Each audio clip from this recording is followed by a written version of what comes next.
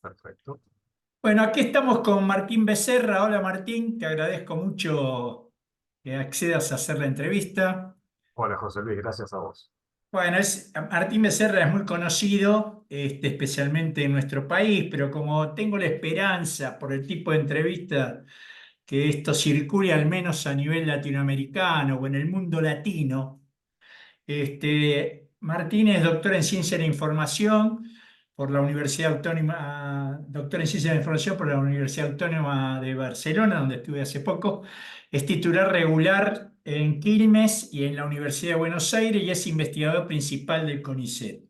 Y vamos a hablar de un libro que yo creo que sigue vigente, además se lo revisé de nuevo ahora, pero que en su momento fue un libro que funcionó como una especie de estado del arte. Estoy hablando de la concentración a la convergencia política de medios en Argentina y América Latina. Para que voy a compartir en la pantalla la tapa que queda muy elegante. Este libro. Sobre este libro vamos a hablar, Mirá, que realmente es así, un libro complejo. Este, Hay una cosa, como, viste, cada vez que te pones a hacer cosas, pasan cosas milagrosas. Ya hice varias entrevistas y tengo más previstas sobre el 2015, de libros publicados en 2015, es decir, hace mirá. 8 o 9 años. Y tu libro tiene, no sé por qué, en 2015 había se ve que un movimiento así en toda Latinoamérica de publicación de libros importantes, libros así compendio, libros o de nuevos temas, pero el tuyo es el único, por lo menos que tematiza ese momento. Es decir, al menos para vos, en el momento de escribís el libro, en el 2015 había un posible cambio de época, un parteaguas. ¿Cómo ves ese momento ahora, desde ahora, digamos?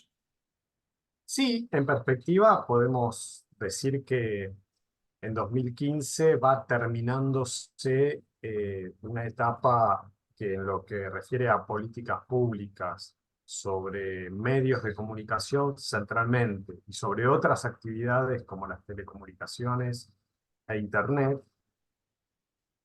eh, que habían sido políticas públicas muy vigorosas en América Latina, con fuerte impulso gubernamental en muchos países, no en todos, pero en muchos países de la región, que en algunos casos eso se tradujo en leyes y en otros casos no se tradujo en leyes, pero, por ejemplo, en Brasil eso no se tradujo en leyes, en instrumentos legales integrales, pero eh, se hayan traducido o no en leyes, diría que aproximadamente hacia 2015 esa etapa va finalizando y comienza una etapa que hoy podemos decirlo es de reflujo de esa impronta transformadora que existió, yo diría, sin temor a equivocarme, entre el año 2002, 2001, 2002 y aproximadamente 2015. ¿Y lo ves como una etapa así exitosa o con claroscuros, digamos? No, es una etapa con muchos claroscuros. Eh, Depende qué objeto, qué proceso miremos, hay más claros que oscuros o viceversa. Eh, es una etapa, yo creo, sigue siendo muy rica para el análisis. Y si bien ahora nosotros esta entrevista la hacemos en el año 2024 en la Argentina, con un gobierno y una sociedad, digamos, que parece absolutamente las antípodas de cualquier intención de ampliación de márgenes de acceso, participación de las actividades de comunicación por vías de políticas públicas, a pesar de este momento, a mí me parece que en el futuro más largo, eh, cualquier intención reformadora o transformadora de los sistemas de medios, de telecomunicación, de la convergencia, ¿no? Internet, medios, plataformas digitales, etcétera, hará bien, creo yo, en revisar los claroscuros de esta etapa desde principios de los 2000 hasta más o menos el año 2015, porque más allá de que, por supuesto, el ecosistema de las comunicaciones ha cambiado mucho, porque han pasado casi 10 años de ese momento, sin embargo, me parece a mí que algunos aciertos y muchas metidas de pata Sí, tienen un aire yo de como familia experiencia. con, sí, con incluso intervenciones de carácter estatal de décadas previas, además, ¿no? O sea, así que me parece que es una etapa que todavía tiene mucho para decir, eso quiero decir. Está bien. Tiene mucho Ahí hay un tema ya, como vamos a ir, viste, un poco mirando para adelante, volviendo para atrás, si te parece, y vos manejate como te parezca. Eh, el modelo de la concentración mediática, que era un modelo de ver lo político-económico de la comunicación, un formato de lo político-económico de la comunicación, el tema de la convergencia apareció matizadamente, pero medio como una esperanza, digamos, como una alternativa, porque la convergencia era una convergencia tecnológica, era una convergencia cultural, pero de culturas que no estaban convergidas, por decir así, que estaban Sí, separadas. A la distancia parece que concentración y convergencia tienen puntos comunes, digamos. O sea, esa idea de que se iban a disolver grandes núcleos de poder, no digo que sea igual, yo por lo menos no pienso que sea igual, pero sí que las nociones, que en el libro eran muy fuertes, ¿no? Como una etapa fue la concentración y ahora vamos a la convergencia, se generaron trasvasamientos, por decir así. ¿Cómo lo ves ahora? sí, coincido con lo que decís. Diría más, o sea, por eso me parece que este periodo, como no puede ser de otro modo, también nos permite revisar ideas previas. Mira, yo diría que para tomar dos referencias muy previas a este periodo de este siglo, del principio de este siglo, voy a citar a Williams, ¿no es cierto? Y sus estudios, sobre todo los estudios sobre la televisión de Raymond Williams, y al informe McBride, que fue aprobado por la UNESCO en el año 80, que es una especie de canon de las políticas de medios hasta los años 80. Es una especie de síntesis y de agregación histórica de, bueno, las décadas previas a su aprobación. Y en ese momento, como sabemos, lo congelaron, bueno, un giro geopolítico, etc.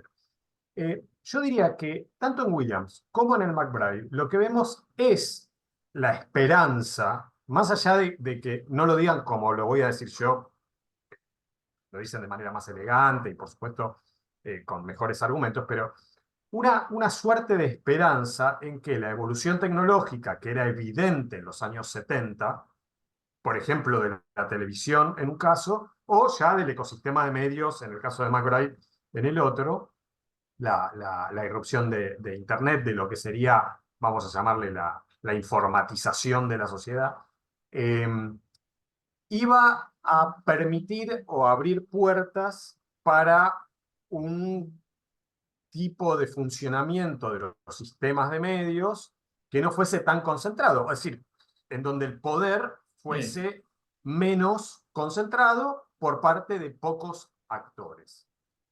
Yo creo que eso se repitió y por eso me parece interesante. Digo, en el futuro va a haber que revisar esta primera etapa del siglo XXI, porque eso se repitió mucho en esta etapa que estamos mencionando. De hecho, en muchos países de la región, en la Argentina de manera muy manifiesta, colegas, compañeros universitarios, eh, depositaban, por ejemplo, recordarás, la norma de la televisión digital terrestre, que finalmente en el caso argentino la expresidenta Cristina Fernández decretó en el año 2009, pero que Lula lo había hecho en Brasil un poquito antes. Es decir, depositaban en una norma de televisión digital una esperanza democratizadora sobre el medio televisivo. Entonces,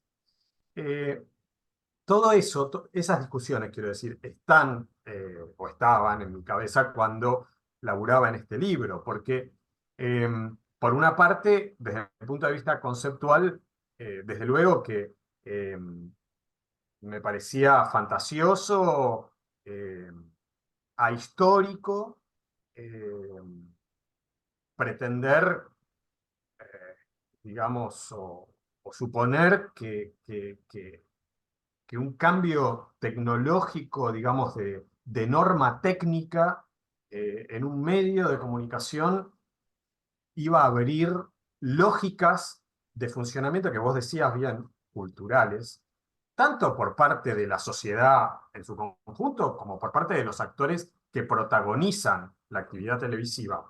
Solo para poner el ejemplo de la televisión, podríamos hablar de Facebook, pero es decir, bueno, eso me parecía que hacía ruido. Hacía Hay ruido en como esas un juego, políticas. perdóname, hay un juego como, porque mencionaste el libro de Williams sobre la televisión y el otro día hicimos un comentario en Twitter y yo te dije, no sé qué pensás, a mí me parece que el libro sobre la televisión no fue bien recibido por los estudios culturales, incluido el prólogo, no es un prólogo muy elogioso, es un prólogo contextualizador. Sí, Y Hall no lo incluye, hasta donde yo sé, no lo incluye entre la obra importante de no. William. Porque sí hay un aspecto que a mí me interesa, que tiene que ver con lo que venís diciendo, pero que es profundo y que se repite, que hay una especie de mitos y contramitos con cada movida mediática o del ecosistema, ¿no? Como que si un sector, medio en automático, si un sector critica o relativiza, el otro sector tiene que levantar.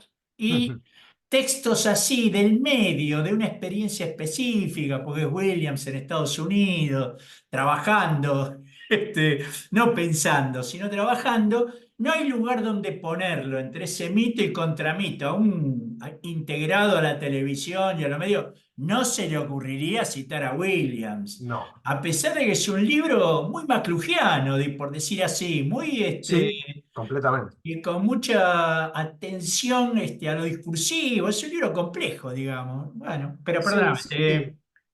estabas. Sí, pienso que, digamos, si tú, como bien señalás, en una perspectiva de reduccionismo dicotómico, es un libro que le hace mucho guiño al determinismo histórico-social, eh, y probablemente haya afirmaciones que, como vos decís, no es un libro analítico, eh, bueno, haya afirmaciones que quizá el propio Williams, puesto en un laburo más analítico, matizaría un poco. Pero a mí me parece un libro formidable, Perdóname, como además que buena te parte de la obra. saqué. Hablemos de Sí. tu libro, que No, no, este.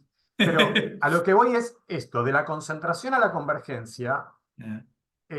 Habla también de un momento en el que la expectativa sobre la convergencia era, primero, una expectativa que reducía la complejidad de lo que llamaríamos convergencia a alguna de sus facetas, por ejemplo, la faceta tecnológica, tecnológico-artefactual. Eh, Segundo, a pesar de que Jenkins ya llevaba para ese momento por lo menos 12 años de laburo con una perspectiva distinta de la convergencia. Pero bueno, cuando pienso en políticas públicas, la política pública en ese sentido es eh, digamos, mucho más utilitarista respecto del concepto de convergencia. Dice, acá hay una unión de actividades que estaban separadas, necesitamos leyes que unan lo que antes las leyes separaban también, ¿no? Un poco así. Entonces, el título un poco juega con eso, con la expectativa que despertaba la convergencia, sobre todo en quienes eh,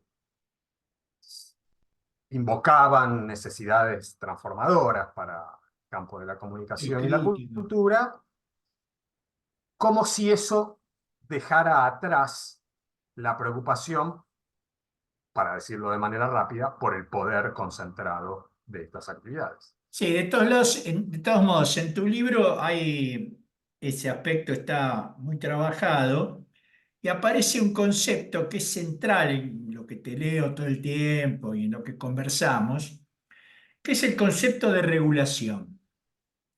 Este, más allá de, bueno, todos tendremos alguna idea específica sobre el tema y tu posición, a pesar de estar muy enfocado en eso y ser central en los problemas de política comunicacional y de economía de la comunicación, que son los temas que vos te dedicas, vos no pensás que hay alguna posibilidad de que se regule todo, digamos. Es un tema de, viste, lo decís todo el tiempo, permitir abrir, permitir moderar, permitir cuestionar aspectos, otras voces, otros modos. Eso lo ves diferente. Yo a veces dudo si se lo ve diferente. ¿Lo ves diferente ahora con esta explosión, por decir así, hipermediática, para usar un nombre que se suele usar, con respecto a ese momento de transición? ¿Cambió algo? Sí, sí, sí, creo que cambió. Primero, quisiera decirte que yo, el concepto de regulación que uso es un concepto de la escuela regulacionista francesa de economía política general, no de economía política de la cultura y de la comunicación, sino de economía política, que básicamente lo que plantea es que todas las actividades humanas están reguladas de facto. Entonces, la pregunta es, que es una pregunta, pienso yo, de todos los estudios sociales desde hace miles de Eh, años, o sea, no es nueva, de la filosofía incluso, que es, eh, bueno, ¿cómo regulamos nuestro comportamiento? Bueno, por supuesto, hay leyes, hay normas que son legales, pero la economía regula nuestro comportamiento y no siempre hay una ley para actos económicos. Los usos y costumbres, ¿no? La cosa consuetudinaria regula nuestro comportamiento de una manera, en muchos casos, mucho más performativa que las y dura. leyes, por cierto, y más productiva que las leyes, y son usos y costumbres, digamos. Bueno, la teoría de roles, o sea, quiero decir, eso como base. Partiendo de esa base, sí creo que, porque en general es verdad que cuando hablamos de regulación, en un registro más de nuestros propios ámbitos más politizados, solemos aludir a la intervención estatal o de agentes corporativos muy grandotes en la actividad de la que se trate.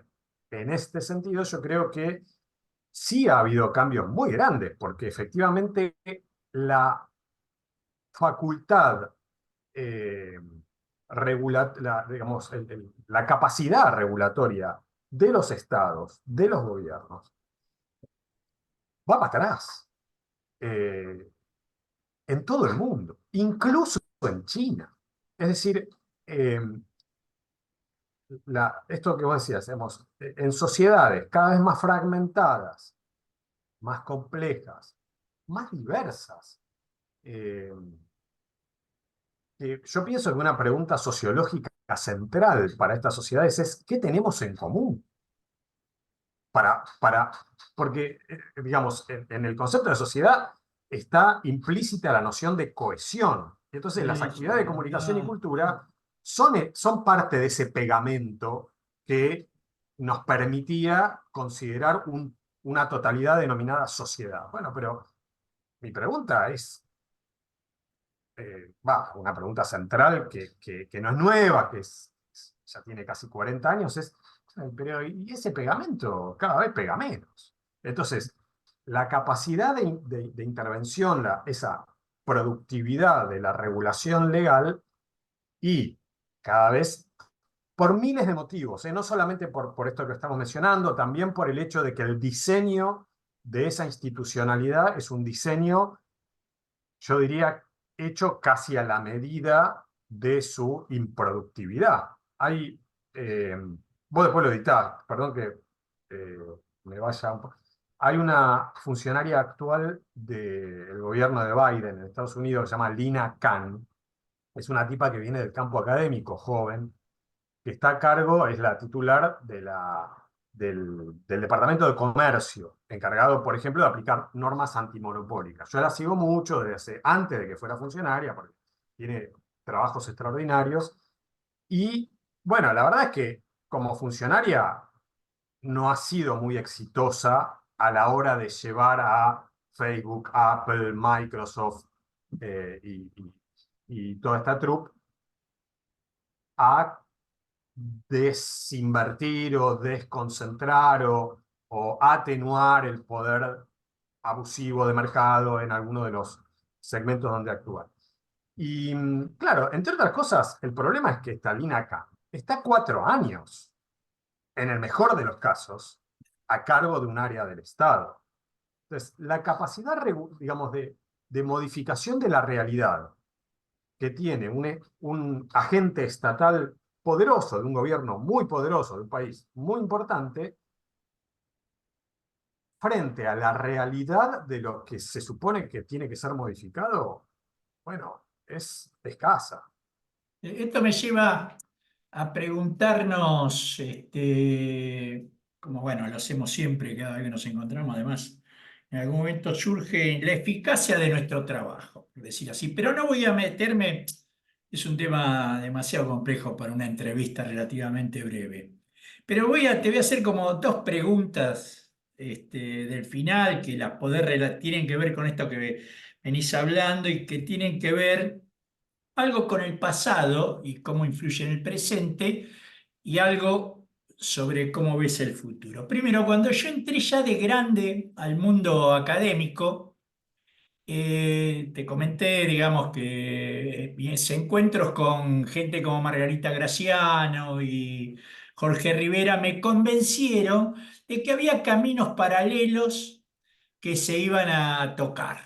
Digamos que si ponele, vos te dedicás a política económica, a política de la comunicación, que era todo un área, mismo en la carrera, bueno, lo que estudiábamos discurso íbamos a aportar íbamos a hacer nuestro aporte. Iba a haber una convergencia, para utilizar el término.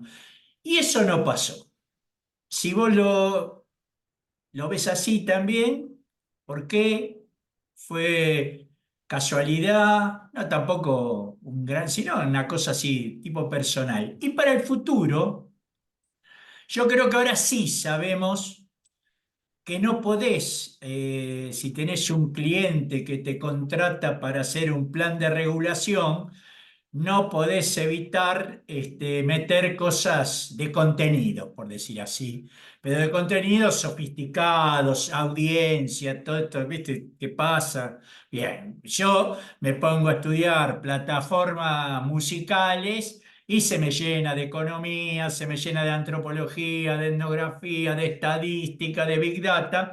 Entonces, la convergencia se va a producir, digamos.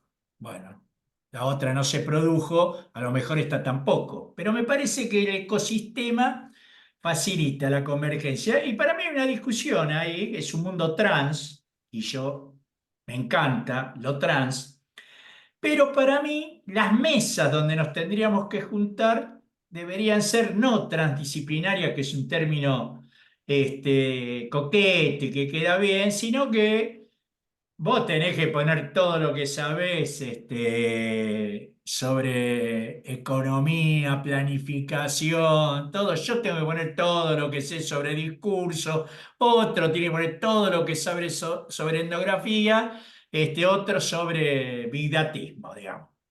Entonces, ¿cómo ves eso? Primero, ¿cómo llegamos acá? En parroquias relativamente separadas, aunque nos llevamos bien, no hay ningún conflicto ni político grave, digamos, ni menos personal, me parece.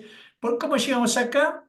¿Y cómo ves el futuro y si se puede eh, atisbar algo?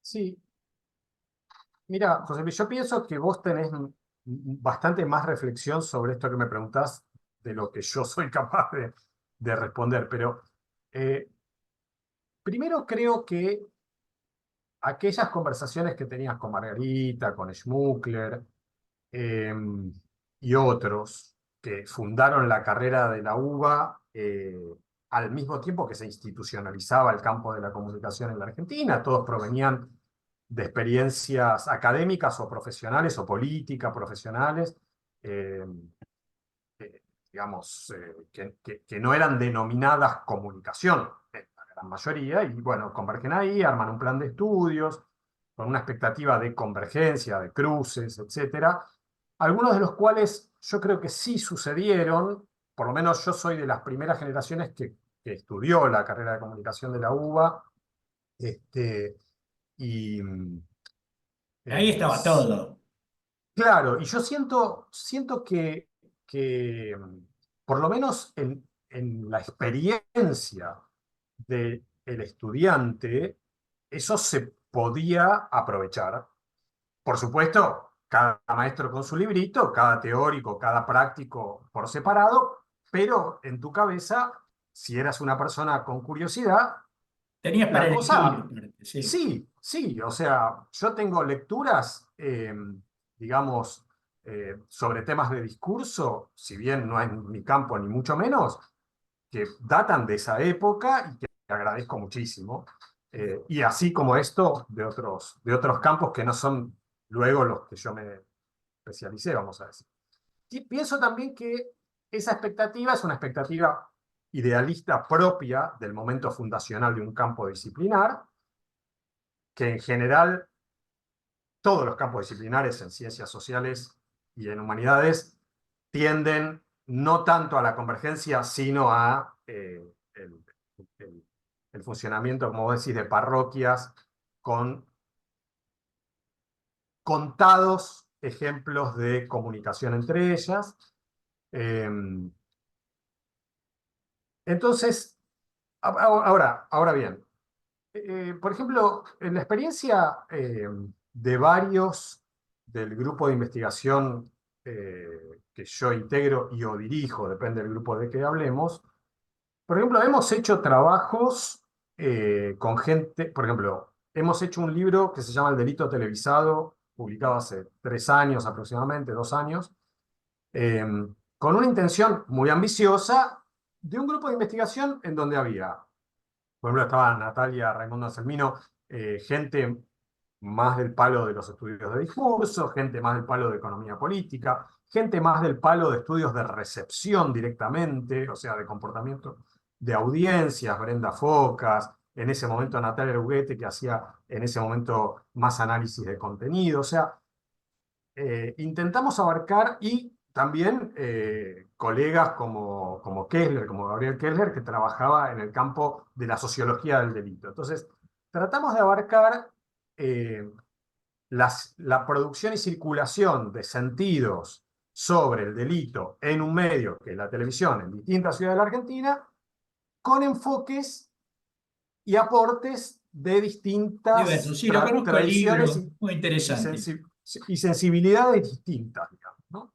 Pero yo lo atribuyo, por eso Sí, es un libro de ahora. Yo fui a una sí, sí, presentación de ese libro el año pasado, sí, sí, sí, o el anteaño, hace poco estuve sí, con hace dos usted, no años, sé, sí. no me acuerdo si vos estabas.